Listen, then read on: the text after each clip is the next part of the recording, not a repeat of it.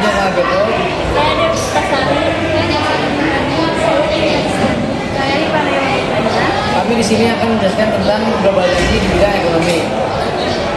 Globalisasi dalam bidang Baik, ekonomi. saya akan menjelaskan pengertian atau penjelasan dari globalisasi dalam bidang ekonomi.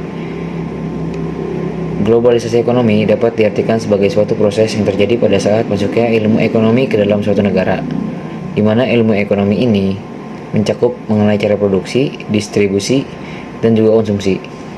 Ilmu ini masuk ke ruang lingkup dunia tanpa mengenal adanya batasan dalam suatu negara atau wilayah pada saat proses tersebut terjadi, dengan alasan bahwasannya globalisasi memang hanya memandang dunia sebagai suatu kesatuan, di mana suatu kesatuan memiliki tujuan dalam menciptakan perdagangan yang sangat luas atau bebas, karena adanya pengaruh dari harga barang yang tidak kompetitif dengan berdasarkan pada tarif ekspor dan impor yang memiliki harga tinggi.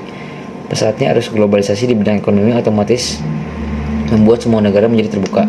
Akibatnya, perusahaan-perusahaan yang berasal dari luar negeri dapat leluasa masuk ke dalam sebuah negara dan membuka peluang produk-produk yang berasal dari pasar global masuk ke pasar domestik. Di sini kita dapat pengertian bahwa globalisasi ekonomi itu terjadi karena adanya penyatuan semua negara-negara ke dalam sebuah sistem yang disebut globalisasi.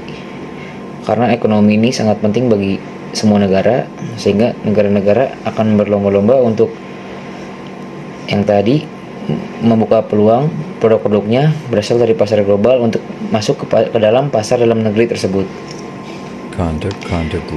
Dan saya akan memberikan contoh-contoh globalisasi dalam bidang ekonomi. Yang pertama, melakukan jual beli secara daring melalui e-commerce. 2. Membayar barang dibeli dengan aplikasi dompet digital. 3. Adanya kerjasama di bidang ekonomi oleh negara-negara dunia. 4.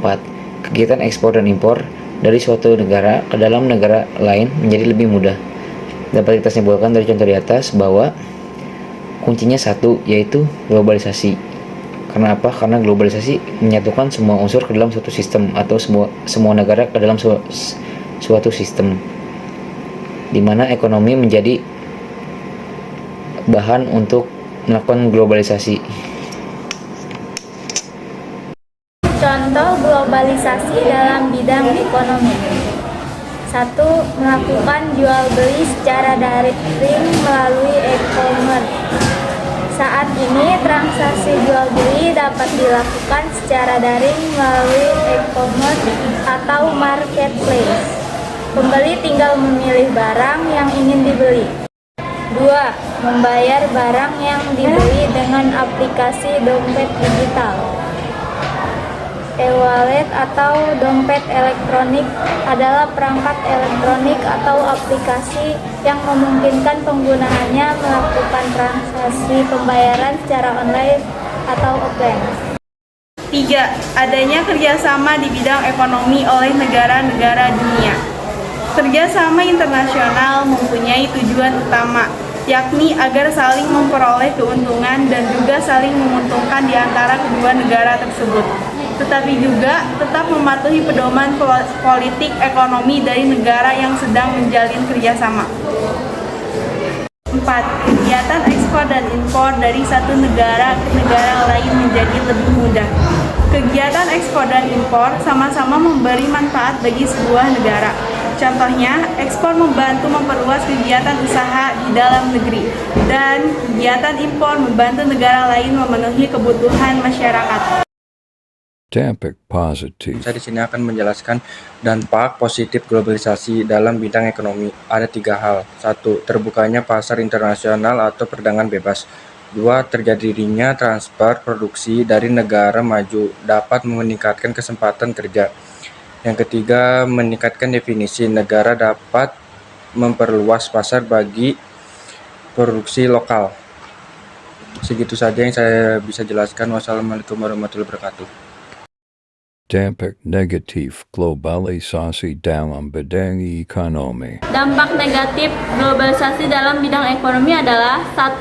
Perusahaan lokal yang lemah tidak mampu bersaing dengan perusahaan besar internasional. 2. Meningkatnya ketergantungan terhadap investasi asing. 3. Banyak perusahaan besar yang sahamnya mayoritas diskuasi atau dimiliki pihak asing. 4. Terjadinya pembagian kerja global negara-negara maju menjadi investor dan negara-negara berkembang menjadi kuli di negeri sendiri melimpahnya hasil. 5.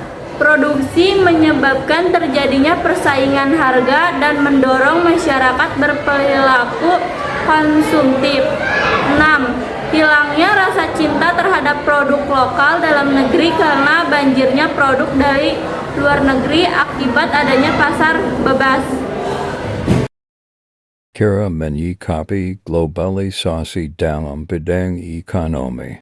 Cara menyikapi globalisasi dalam bidang ekonomi. 1.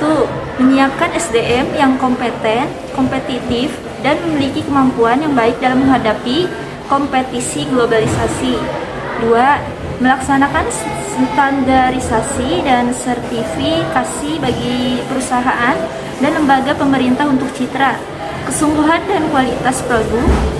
3. Menghilangkan praktik-praktik korupsi, kolusi, nepotisme, dan manipulasi.